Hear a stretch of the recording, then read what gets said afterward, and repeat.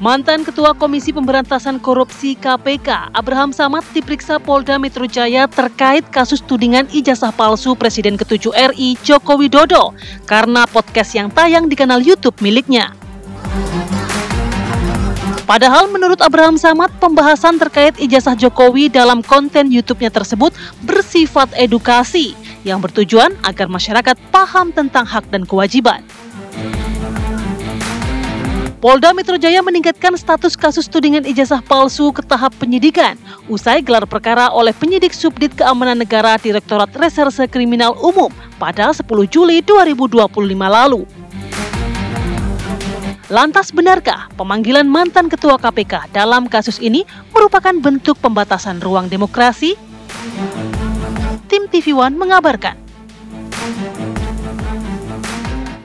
Tapi pada intinya, dari pertanyaan-pertanyaan itu lebih banyak menanyakan tentang isi podcast saya. Isi wawancara saya terhadap Roy Suryo, Rismon, Dr. Tifa Kurnia, dan Rizal Fadil. Nah, ini babak baru lagi begitu ya. Babak baru di episode kesekian gitu. Di season sekian. Sekian kemarin juga kita tunggu-tunggu bagaimana hasil dari pemeriksaan pihak kepolisian karena sampai dengan 10 jam lebih dari 56 pertanyaan yang diajukan oleh pihak kepolisian kepada Abraham Samad. Ini apakah memang ada indikasi mengenai pencemaran nama baik di situ, ya kan? Oke, itu memang lagi didalamin polisi. Jangan sampai juga publik takut untuk membahas sesuatu karena tujuannya bukan ke sana begitu ya. Makanya diteliti lagi sama polisi. Sebenarnya ada gak sih yang menyangkut ke arah sana gitu? Untuk lebih lengkapnya kita akan bahas bersama narasumber yang sudah hadir di studio. Sudah ada bersama kami Pak Arianto. Selamat pagi. Assalamualaikum Pak Arianto. Selamat pagi Pak Arianto. Lalu ada Bang Rifai Kusumanegara, kuasa hukum Pak Jokowi. Assalamualaikum, selamat pagi. Selamat pagi, sehat Bang? Sehat Mbak. Lalu Bang Gufroni, kuasa hukum dari Abraham Samad. Assalamualaikum, selamat pagi. Waalaikumsalam warahmatullahi wabarakatuh. Selamat pagi. Nah, kita ke Pak Gufron dulu ya. Pak Gufron, ini 56 pertanyaan, kurang lebih 10 jam diperiksa. Apa saja inti dari pertanyaan yang dilontarkan oleh pihak kepolisian kemarin? Ya, memang ada kurang lebih 56 pertanyaan. Dan ini kan sebenarnya sederhana sih persoalannya adalah ini berkaitan dengan undangan wawancara kepada Pak Roy Suryo di podcastnya Pak Abraham Samad di channel YouTube Abraham Samad Speak Up tanggal 13 April 2025 itu. Jadi lebih penekanannya ke sana. Jadi dianggap bahwa ada beberapa kalimat-kalimat mungkin pernyataan dari Pak Roy Suryo yang seolah-olah bahwa ijazah milik Pak Jokowi adalah palsu. Jadi itu kira-kira gitu. Tapi kan ada narasumbernya kan banyak, tidak hanya Pak Roy Suryo, tapi yang didalami pihak kepolisian hanya satu narasumber atau beberapa narasumber yang juga hadir di Abraham Samad Speak Up itu? Seingat kami pada saat wawancara itu memang hanya sebatas itu aja, wawancara dengan Pak Roy Suryo. Tapi satu lagi yang menarik saya kira begini, kan dalam panggilan itu kan Pak Abraham Samad kan sebagai saksi ya. Itu terkait dengan peristiwa tanggal 22 Januari 2025. Nah gitu ya, jadi kan Pak Abraham Samad juga bingung kira-kira peristiwa tanggal 22 Januari itu ada apa? Bagian yang mana gitu ya? Ya, karena jelas tuh dalam surat panggilannya. Makanya pada saat pemeriksaan itu, ya tentu Pak Abraham Samad menanyakan kepada penyidik, ini peristiwa yang dicantumkan tanggal 22 itu apa? Tapi memang penyidik waktu itu tidak menjelaskan. Tapi lebih malah bertanya terus, bertanya mengenai ini kapan podcastnya kapan dibentuk, apakah berbadan hukum atau tidak, siapa yang mendanai gitu loh. Terus kalau ada ini siapa yang mengundang, terus pertanyaan siapa yang nyusun, siapa yang bertanggung jawab. Jadi Pak Abraham Samad bingung, ini kok pertanyaannya tidak sesuai dengan panggilan polisi ini. Kan peristiwa 22 Januarinya mana? Kira-kira gitu sih. Tapi ada pertanyaan terkait peristiwa 22 Januari juga? Tidak ada. Tidak ada sama sekali? Tidak ada. Dan ternyata kemudian dalam proses BAP itu dari penyidik menerangkan bahwa tanggal 22 Januari itu adalah ada pertemuan kira-kira gitu dari tim TPUA. Dengan Pak Abraham Samad? Pak Abraham Samad tidak hadir, tidak tahu menahu soal tanggal 22 itu. Oke.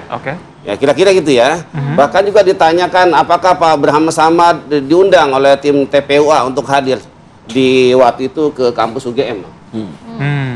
Gitu ya. Termasuk ke kediaman Bapak Jokowi di Solo. Sampai ke sana pertanyaannya. Kan ini kan di luar konteks menurut kami ya. Karena Pak Abraham Samad itu dalam isu soal ijazah palsu kan memang tidak ikut terlibat mengkritisi atau misalnya melakukan penelaahan terhadap ijazah ini apakah palsu atau asli, kan kira-kira gitu. Hanya sebatas mengundang narasumber sebagai narasumber untuk menjelaskan bagaimana yang sebenarnya, kira-kira gitu aja. Pak Arianto, tadi katanya ada perbedaan antara isi undangannya membahas kejadian pada Januari, tapi yang ditanyakan adalah soal podcast begitu. Apakah kemungkinan perbedaan undangan dan juga pertanyaan bisa terjadi, Pak? Ya, yang ditulis di dalam undangan itu kan cuma salah satu data ya, yang diterima oleh polisi dari laporan polisi yang masuk. Laporan polisi yang masuk itu kan dari orang yang melaporkan Pak Abraham Samad. Dalam hal ini ternyata bukan bukan Pak Jokowi. Jadi ini kemarin gitu itu LP daripada LP yang lain. Mestinya tadi yang diundang yang melaporkan itu bukan Pak Rifa, ini pasti nggak ngerti apa-apa kan gitu kan. Gitu. Ya karena tidak melaporkan kan gitu kan. Gitu. Nah itu tadi saya kembali pada itu ya. Penyidik menerima LP dari orang yang melaporkan. Pak ini begini kira kurang lebih begitu ya bunyinya Pak. Ini menyebut Pak Abraham Samad, dia pesannya apa, peranannya di mana gitu. Kemudian penyidik kan akan manggil. Pasti yang ditanyakan itu adalah dari data yang diterima dari yang memberikan LP itu tadi, akan diklarifikasi pada Pak Abraham Samad. Ya tinggal kalau Pak Abraham Samad nggak tahu ya jangan nggak tahu, nggak apa-apa itu. Nggak usah nyalahkan pertanyaannya gitu. Justru klarifikasi itu adalah untuk begini ya. Penyidikan itu dasarnya itu begini. Ada orang laporan, pasti dia memberikan data awal, alat bukti namanya.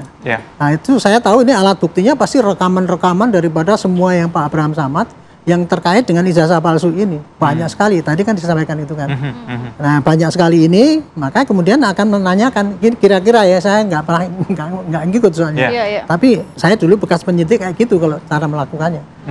Ini benar Pak, ini Pak, gambar ini gambar Bapak bukan, gitu kan gitu. Hanya dengan itulah maka alat bukti itu tadi berarti ada bukti lain yang berkesesuaian, sehingga itu nanti valid untuk dijadikan di alat bukti di persidangan nanti. Kira-kira begitu yang terjadi.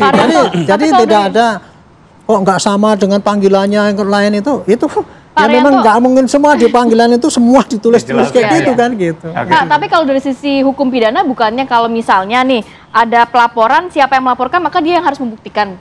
Kurang lebih begitu nggak sih? Oh bukan, itu kalau orang melaporkan itu palsu, harus dia membuktikan dulu kan gitu. Nah itu intinya gini loh, itu kan laporannya apa dia? Laporannya kan bahwa ini orang ini menyebarkan apa pencemaran ataupun ujaran kebencian kan gitu kan, menyebarkan fitnah. Ya yang sampaikan yang buktinya, buktinya itu tadi rekaman ini loh Pak, ini rekamannya ini kayak gini ini.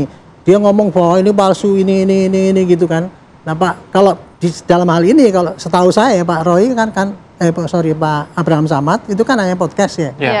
Saya tidak tahu apakah pasal yang ditujukan pada dia siapa gitu. Tapi saya hanya bisa mengira-ira kurang lebih dia disebutkan turut serta menyebarkan berita bohong, kurang lebih itu. Turut serta. Jadi makanya turut sertanya apa ya melalui podcast itu. Makanya penyidik tanya podcast ini apa dasar hukumnya podcast ini. Penyidikan itu memberikan terangnya juga perkara. Harus diketahui oleh penyidik. Iya, dia harus tahu nih podcast ini apa kan gitu. Kalau hakim ngomongin podcast kan nggak ngerti. Podcastnya itu begini loh, dididikan gini sah apa. Ya sudah wajar untuk membuat terangnya perkara kira-kira gitu. Sesuai dengan kaidah begitu ya. Memang ada perkembangan dari barang bukti yang sudah diamankan. Bang Rifai, memang bukan pihak Pak Jokowi yang melaporkan begitu, tapi melihat ada perkembangan kasus dari ijazah palsu ini, bagaimana tanggapan Anda? Ya, memang pertama saya tegaskan lagi ya, jadi Pak Jokowi tidak pernah melaporkan Bang Abraham Samad ya. Yang kami laporkan 24 objek dengan 5 inisial nama dan itu nggak terkait dengan Bang Abraham Samad. Tapi memang bahwa ini kan ada LP lain yang juga masuk ya, 3 LP lain. Ini juga kita perlu hormati prosesnya ya. Dan tinggal kita lihat bagaimana ini bergulir. Memang di dalam ITE itu bisa jumlah tersangka bisa menjadi sedikit bisa menjadi banyak. Karena ada turut serta dari peran-peran lainnya. Contohnya siapa yang menyatakan, tapi siapa yang mengedit, siapa yang menyebarkan. Tapi masing-masing pun akan dilihat mens reanya. Jangan khawatir, ya. Hukum tidak senaif itu ya. Pasti akan dilihat ada sifat jahatnya nggak dari tiap-tiap peran. Kalau nggak ada, saya pikir clear. Nah, cuma mungkin kalau boleh saya sedikit kasih masukan, kalau nggak salah di tingkat penyelidikan tuh Bang Abraham Samad sudah dipanggil. Beliau nggak hadir dengan alasan nggak terima undangan atau apa. Ya ini yang kita sayangkan ya. Gunanya dalam penyelidikan itu adalah disitulah tempatnya orang mengklarifikasi. Ya. Mungkin kalau dulu beliau hadir sudah clean and clear, tapi karena mungkin beliau miss atau apa saya nggak paham, akhirnya ya naik dulu ke penyidikan gitu ya. Ya beliau sendiri sebagai mantan KPK selama ini juga sebagai penegak hukum sering melempar panggilan dalam klarifikasi dan mengharapkan setiap orang juga taat untuk hadir kan gitu. Jadi menurut saya juga ini juga momen yang kemarin sayang tidak dimanfaatkan. Terus ketiga mungkin perlu digarisbawahi ya, ini kan karena seolah-olah bicara demokrasi, kebebasan berpendapat, perlu dibedakan antara memfitnah dengan sekedar mencemarkan nama baik. Kalau mencemarkan nama baik, saya melihat juga ini jangan sampai tipis-tipis membungkam kebebasan berekspresi. Tapi kalau fitnah beda dengan penghinaan ya. Fitnah itu menurut agama bahkan lebih kejam dari pembunuhan. Kalau ini masuk ranah mana, Bang? Dan kalau fitnah ini, mohon maaf, korbannya bukan hanya Pak Jokowi loh. Semua masyarakat Indonesia dibohongi. Korbannya banyak sekali. Jadi memang fitnah ini memang perlu mendapat sanksi yang jelas gitu. Jadi soal ijazah tuh kami bukan, kalau soal dihina dicemarkan Pak Jokowi udah terbiasa lah. Tapi kalau dibilang ijazah palsu, asli dibilang palsu ya beliau juga ingin ini terang benerang. Lebih kurang mungkin itu. Tapi saya yakin dengan Bang Abraham Samad sudah maju sebagai saksi, sudah memberikan keterangan, penyidik juga akan melihat ini secara jernih ya. Dan mungkin juga akan hati-hatilah untuk menetapkan nanti siapa saya juga yang mungkin patut mau jadi ke tersangka. Bang Gufron menanggapi pernyataan Bang Rifai, ini harus dibedakan nih, fitnah atau pencemaran nama baik. Tapi dari sisi Anda, adakah indikasi yang dari podcastnya Abraham Samad ini juga mengandung unsur pencemaran nama baik? Kita akan lanjutkan lagi di segmen berikutnya, tetap bersama kami di Apa Kabar Indonesia Pagi. Kita lanjutkan kembali perbincangan. Saya mau ke Bang Gufron, kalau sudah cukup clear belum sih dari sisi Abraham Samad kemarin dari pihak kepolisian menyatakan apa indikasi dari siniar atau podcast dari Abraham Samad yang mengandung unsur pencemaran nama baik? Karena repot juga kalau semua podcast bisa dibawa ke ranah pidana. Ya ini kan artinya pasal yang dicantumkan dalam surat panggilan ya, 310 dan 311 kan gitu, fitnah dan pencemaran nama baik. Dan justru buat kami ini kan terlalu berlebihan. Kan wajar kan ketika ini ada isu faktual gitu, sedang update, kemudian Abraham Samad mengundang kan gitu ya narasumber. Narasumbernya kan bukan hanya Resuro, udah ratusan tokoh semua kan gitu. Nah kalau kemudian ada pembatas seolah hati-hati nih nanti kena pasal pencemaran nama baik. Mungkin orang juga tidak semua orang akan berani lagi bicara, tidak akan berani untuk ngundang. Dan narasumber juga untuk berpikir dua kali untuk hadir di podcast-podcast itu. Termasuk bukan hanya di podcast, Mbak. Di televisi kan banyak stasiun televisi sekarang udah membicarakan soal ijazah palsu ini gitu loh. Jadi kalau mau diterapkan ya semuanya kena.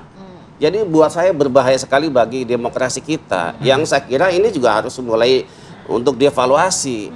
Ya, jadi kebebasan berekspresi itu juga harus dihargai dan dilindungi menurut konstitusi kita gitu loh. Jadi apakah karena memang Abraham Samad adalah sosok yang paling vokal kritis gitu ya, atau karena beliau adalah mantan pimpinan KPK maka Abraham Samad dulu yang dijerat, nanti selebihnya baru tiarap semua. Ini berbahaya sekali. Jadi ini buat saya terlalu berlebihan lah soal pasal fitnah dan pencemaran nama baik segala macam. Dan semua orang kan diberikan kebebasan untuk menyampaikan pendapat sepanjang bisa dipertanggungjawabkan. Apa yang disampaikan Rasulullah saya kira melalui kajian dan penelitian gitu loh.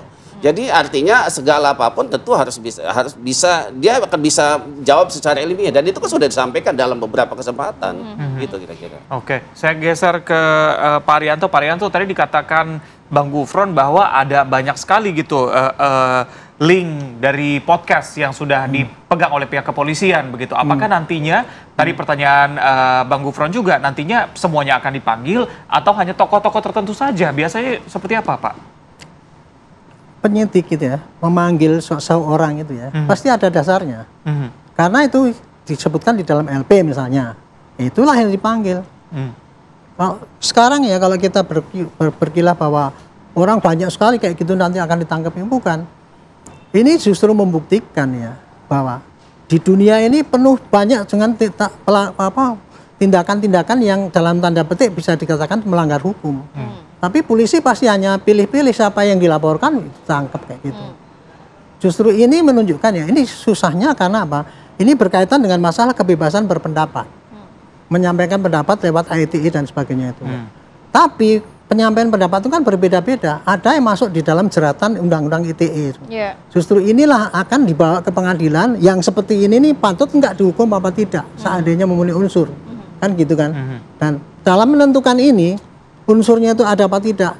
Polisi setelah menerima bukti tadi di cross check dengan yang bersangkutan. Oh iya memang betul. Dia akan tanya pada saksi ahli, Pak, kalau kebebasan berpendapat dengan caranya begini ini sudah memenuhi unsur apa tidak? Gitu. Ahli itu akan melihat nanti kalau ahli dari ITE dia melihat dari kacamata apakah itu melanggar undang-undang ITE apa tidak. Ahli bahasa akan menilai kata-katanya itu apa memang betul-betul menghina apa tidak. Ahli pidana akan melihat apakah ini ada mens rea yang bersangkutan itu untuk membantu penyebaran fitnah dan sebagainya. Disitulah itu nanti akan dibuktikan ya bahwa ini tadi termasuk dalam kebebasan berpendapat atau termasuk dalam pidana. Ini harus diproses Pak ini. Nah, perkara nanti kemudian polisi setelah nanya-nanya itu, wah ternyata tidak cukup bukti. Ya mungkin dia tidak jadi tersangka. Tapi kalau itu dia sudah cross check benar, kemudian tanya ahli semua mengatakan iya, ya ini pasti kirim ke jaksa. Prosesnya cuma sederhana gitu ya. Tapi ini rumitnya karena apa? Karena ini kasusnya kasus yang memang yang namanya ujaran kebencian itu kan memang sangat pasal karet ataupun apa gitu. Justru inilah maka harus diuji di pengadilan. Kalau itu semua dibiarkan nanti semua orang dengan kayak gitu, dengan bebasnya gitu, nggak ada hukum lagi di Indonesia. Itu kira-kira. Baik, Bang Rifai, tanggapan terhadap pernyataan Bang Gufron. Ini karena Abraham Samad adalah mantan KPK, kemudian juga ya udah diminta dulu keterangan deh, nanti urusan ini belakangan saja. Dan repot juga kalau semua podcast kan sudah ratusan orang yang diundang dalam podcastnya. Kenapa hanya Roy Suryo saja membahas mengenai ijazah Jokowi saja? Oke, jadi sebenarnya sih kembali lagi saya sepakat penyidik akan melihat dulu ada mens rea atau tidak. Kalau nggak ada, percaya deh ya, Bang Abraham Samad juga dulunya kan pengacara, jadi mengerti betul bagaimana sebuah perkara pidana dikonstruksi. Soal bahwa beliau mantan KPK, menurut saya ya semua sama di mata hukum.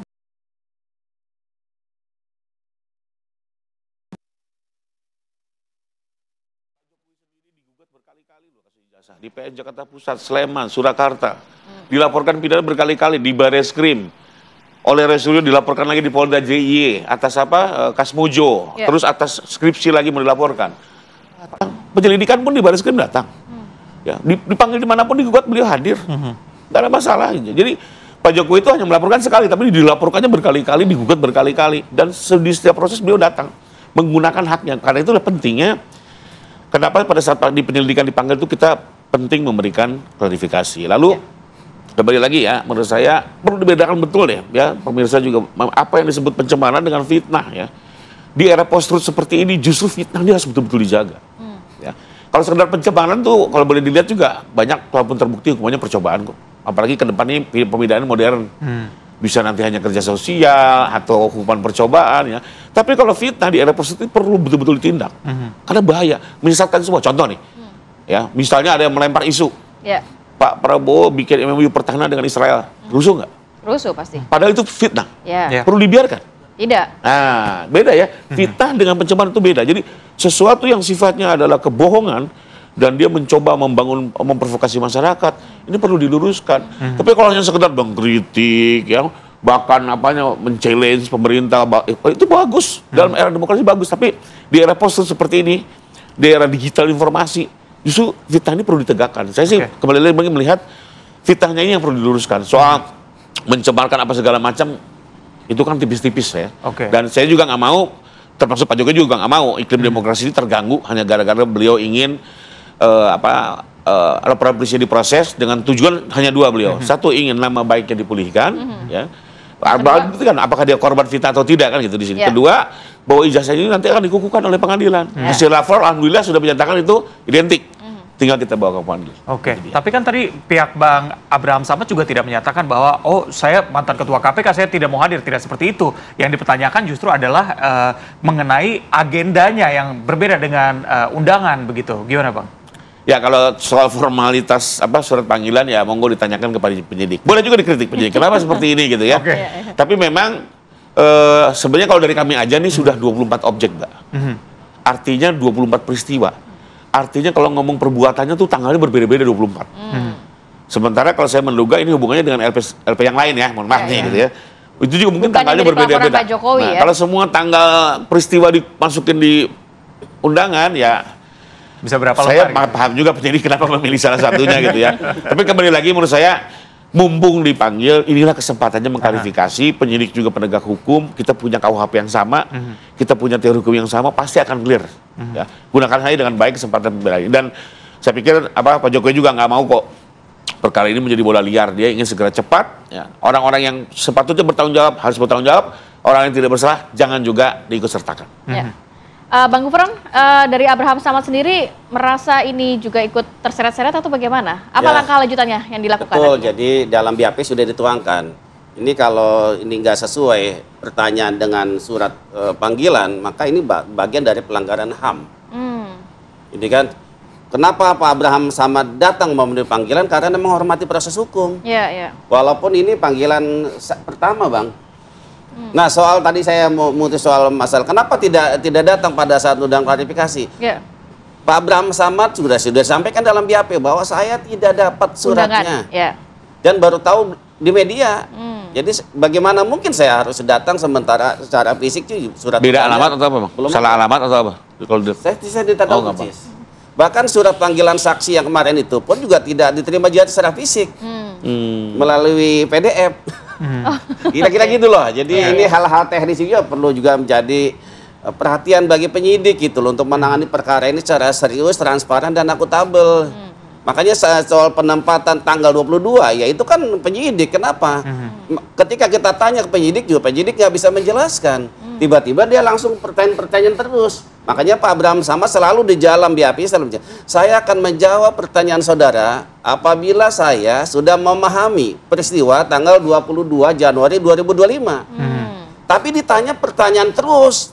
Tapi jawabannya Pak Abraham Samad seperti itu. Kira-kira begitu loh. Di poin di hal nomor 17 ke sana sebagian besar jawabannya seperti itulah. Oke, Pak Arianto, terakhir apakah bisa begitu Pak Abraham Samad tadi memberikan pertanyaan mengenai tanggal Januari itu, tapi tidak dijawab dengan pertanyaan lainnya oleh pihak kepolisian, itu mungkin? Bisa saja itu hak dia. Tapi menurut saya dalam hal ini dia kurang begitu paham, mengerti artinya klarifikasi itu tadi. Dan dia juga menurut saya kayaknya dia datang dengan suatu merasa bahwa dirinya itu benar, sehingga apapun yang ditanyakan oleh polisi itu mengada-ada kan kayak gitu kan. Inilah akhirnya yang terjadi kayak gitu. Tadi kalau dikatakan mengenai melanggar HAM dia dipanggil apa tidak ya. Justru kalau polisi tidak memanggil dia, itu melanggar HAM juga. Karena ada orang yang lapor kan. Hak dia kan mestinya dilindungi untuk diproses ini. Dengan dia memanggil itulah, itu suatu pelayanan HAM juga bagi orang yang lain kan gitu kan. Jadi gitu, jadi jangan masing-masing mengambil dirinya sendiri, saya HAM-nya dilanggar.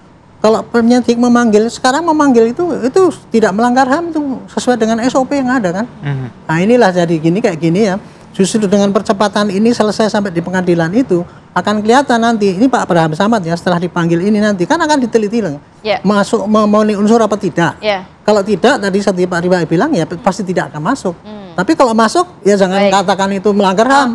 Itu jadi ini suatu kasus yang bukan begitu Pak. Maksudnya bukan dalam pengertian pelanggaran HAM itu bukan masalah surat panggilannya kan datang tetap menghormati proses. Tetapi substansi pertanyaannya yang tidak sama dengan surat panggilan. Nah itu saya tidak bisa terima. Itu bukan pelanggaran HAM itu Pak.